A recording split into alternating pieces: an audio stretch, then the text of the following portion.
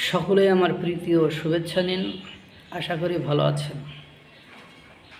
দেখেন, আমেরিকা নিয়ন্ত্রিত কিছু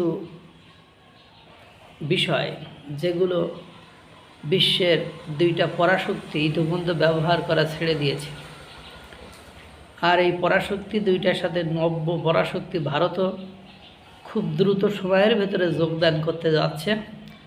তারই কিছু আলামত ইতিমধ্যে দেখা যাচ্ছে। চীন ও রাশিয়াতে আমেরিকার ফেসবুক, ইনস্টাগ্রাম, ইউটিউব চালানোর লাইসেন্স বাতিল করে দিয়েছে।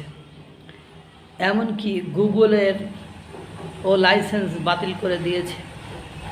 এখন ওখানে এসব সোশ্যাল সাইটের অস্তিত্ব শেষ করে দিয়েছে।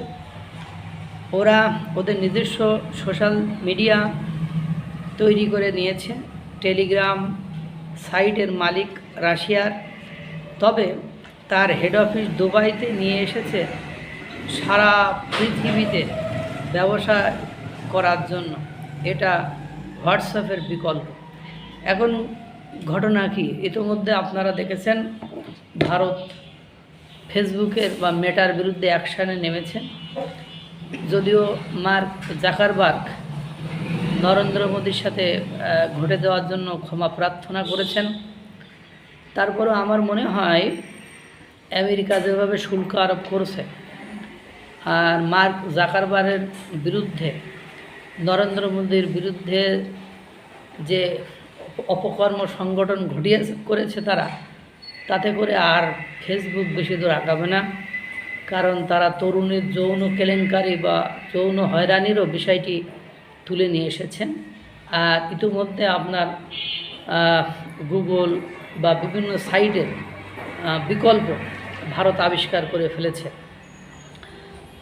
এতে স্পষ্ট প্রতীয়মান হচ্ছে যে বিষয়টি, কারণ শুল্ক আরোপের ক্ষেত্রে মার্কিন যুক্তরাষ্ট্র রাশিয়ার সাথে ব্যবসা করার কারণে ভারতের আপনার উপরে শুল্ক আরোপ করেছে, চীনের শুল্ক আরোপ করেছে।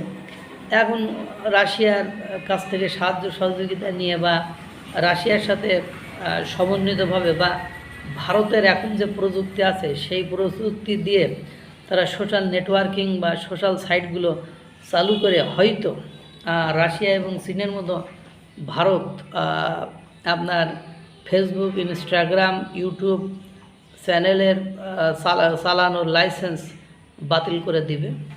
সেই দিন আর খুব বেশি দূরে নয়। আর ভারতের বাজারে হারাইলেই এই সামাজিক যোগাযোগ মাধ্যমগুলো আর ব্যাপকভাবে ধসের সৃষ্টি হবে বলে মনে হয়। মহান সৃষ্টিকর্তা সকলকে ভালো রাখুক, সুস্থ রাখুক।